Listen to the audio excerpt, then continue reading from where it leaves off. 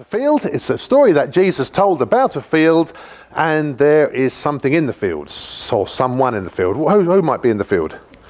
A tree. The tree, is there? Yeah, that's... No, you're absolutely right. But something else, who might be in the field today, do you think? Trev? A farmer? Well, it's not a farmer, it's just a man.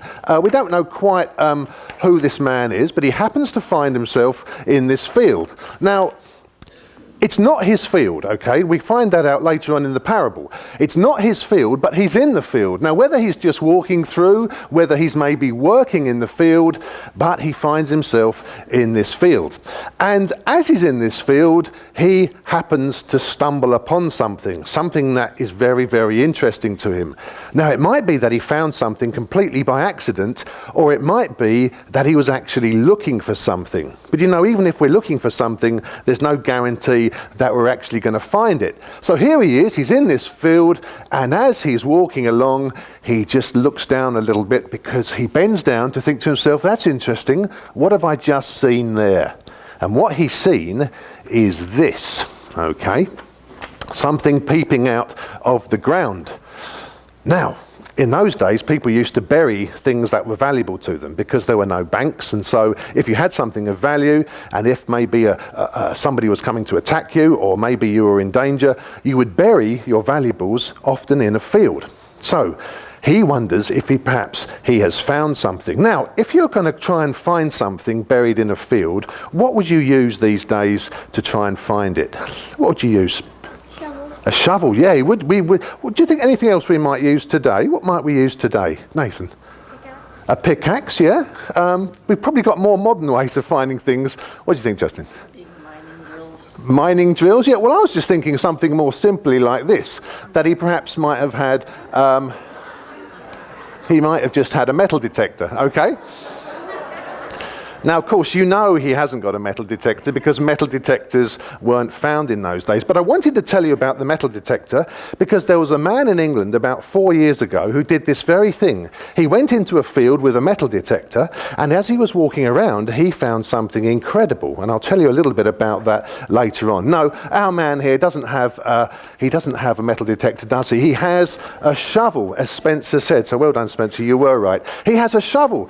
Now, I think to myself, maybe he did have an idea that something was in this field. Now, Jesus doesn't give us huge amounts of details in the parables. The idea of a parable, it's a simple story just to give us one spiritual truth. And a spiritual truth means it helps us to learn something about our relationship with God and our faith. And so as he starts to shovel a bit harder, and then bit by bit, the earth starts to go down, and he gets really excited as he starts to see something emerge from the ground. What do you think he's found under the ground, Nathan? A chest. Now again, the parable doesn't actually say it was a chest, but there's something there, and we'll find out what it is. What do you think might be in the chest? What do you think might be in the chest, Spencer? Gold. You're exactly right again.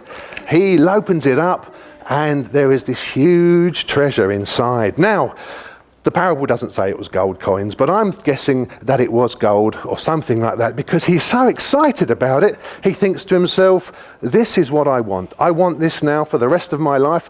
How can I get this gold to be mine? How can I make it my property? Now, there was a rule in those days, and this is how we know that this wasn't his field. Because the rule was that only the person who owned the field possessed anything that was found in the field. Now, when I was telling you about the man in England with the metal detector, as he was going along one day, he found some gold coins dating back from the Anglo-Saxon days. Well, you may not know what that is, but that was about the 7th or 8th century back in England. And there was so much found that it was worth about $5 million. That's what he found just by going along with a metal detector. Now, he couldn't keep it all himself because it wasn't his land. And in fact, it may have been that he would have had to give all of it to the person who owned the land, were it not for the fact that the person who owned the land was his friend. And so they went half and half. So one of them took 50%, the other took 50%. But this guy doesn't know that, and he thinks to himself, maybe the only way that I can guarantee keeping the gold for myself is to buy the field. And so the Bible says that he goes off, the first thing he does He doesn't just want to leave it like that, does he? Why doesn't he want to leave it like that? Andrew? Someone else is going to come along and find it. So what he does is he covers it up, and then he very quickly buries it all up again so that nobody else is going to find it. And so he goes off, and the Bible says that he buys the field. But to buy the field, he has to sell every single thing that he has, because that's the value of the field. Now you might think to yourself, well, why? That's a big thing to do, to sell everything that we own in order to buy the field. But he knows that the value of the treasure is so great that it's worth him selling everything he's got because of what he's going to gain if he ends up as the owner of the treasure. What does the parable mean? Well, most people agree that the parable is about what it's like for a person to find salvation, what it's like for a person to come into the kingdom of heaven, because that's the one thing that's worth having, that's worth finding, and that's worth owning for ourselves. You know, we're a bit like this man, aren't we? We may be going through life wandering around. Maybe we're looking for God. Maybe we're not really looking for God. But God comes to us unexpectedly. And then suddenly we realize, wow, there is a God. Wow, Jesus did die for me. I can be saved. I can have the guarantee of being in heaven with God forever. What this man found was life-changing. He didn't care about his old life. He didn't care about all the things he owned before. He was happy to get rid of them all because his treasure was so great. And that's what God expects of us as well. He expects us to rejoice in him so much and to find so much joy in this newfound treasure that he says we don't have to worry about the old life. Now, doesn't Jesus say to us we shouldn't be too worried about money in this life? Doesn't he say to us that we should not store up for ourselves treasure on earth, but treasure in heaven? Jesus isn't wanting us to go out with a spade to see if we can dig up things and find gold bars under the ground. What is the treasure that he's talking about?